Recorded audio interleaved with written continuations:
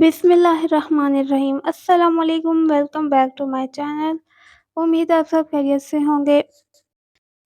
गर्मी पूरे ज़ोर से पड़ रही है, लेकिन हमारे पास भी फ्रूट्स मौजूद हैं जिनका हम शरबत बनाकर अपने अंदर पानी की कमी को होने से बचा सकते हैं।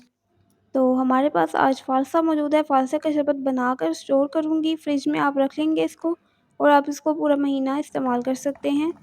तो जल्दी से बना लेते हैं। आधा किलो मैंने फ़ालसा लिया है, इसको अच्छे से मैंने धो लिया है। इसके अंदर 1 गिलास पानी डाल दिया और अब इसको मैंने बॉयल करना है। सिर्फ़ और सिर्फ़ हम इसको 15 मिनट के लिए बॉयल करेंगे, बहुत ज़्यादा इसको बॉयल करने की ज़रूरत नहीं है। 15 मिनट के बाद आप देख सकते हैं कि फ़ालसा फूल चुका है, इसका कलर आप देखिए पानी में आ गया है। इसको अब हम फ्लेम को ऑफ़ करेंगे, ठंडा होने देंगे। अब फ़ालसा ठंडा हो चुका है, ब्लेंडर जग लेंगे और तमाम फ़ालसे को पानी समेत इस ब्लेंडर जग में डाल देंगे। लेकिन इसको ब्लेंड करने का भी एक तरीका, सारा फ़ालसा एक ही दफ़ा ब्लेंड करना है, लेकिन इसमें हमने पानी शामिल करना है थोड़ा-थोड़ा करके। पहले मैंने आधा गिलास पानी शामिल किया है, इसको 1 मिनट के लिए ब्लेंड किया है, उसके बाद ये गाढ़ा-गाढ़ा सा पेस्ट बन गया है। अब इसके अंदर आधा गिलास पानी मज़ीद शामिल कर लें और थोड़ा-सा इसको मज़ीद ब्लेंड करेंगे। 2 से 3 मिनट हमने इसको ब्लेंड करना है और ये आधा गिलास मैंने फिर से शामिल किया है। आप एंड पे 1 गिलास इकट्ठा भी डाल सकते हैं, लेकिन इसको बहुत ज़्यादा अच्छे से नहीं ब्लेंड कर दीजिएगा।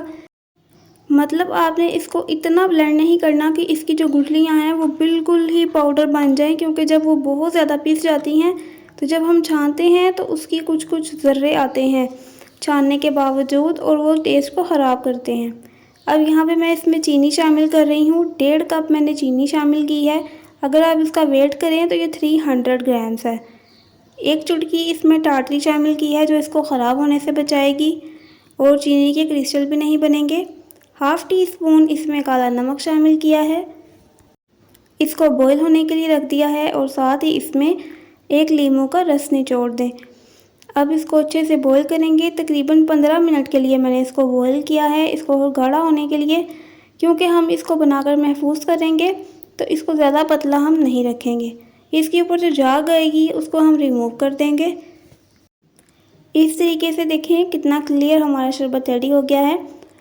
आप इसी तरीके से बना लें। जब ये ठंडा हो जाए तो इसको किसी साफ़ बोतल में भर लें जिसमें पानी ना हो, वो बोतल गीली नहीं होनी चाहिए। इसका कलर लाइट आया है, आप चाहें इसमें रेड फूड कलर शामिल कर लें इसको डार्क कलर देने के लिए।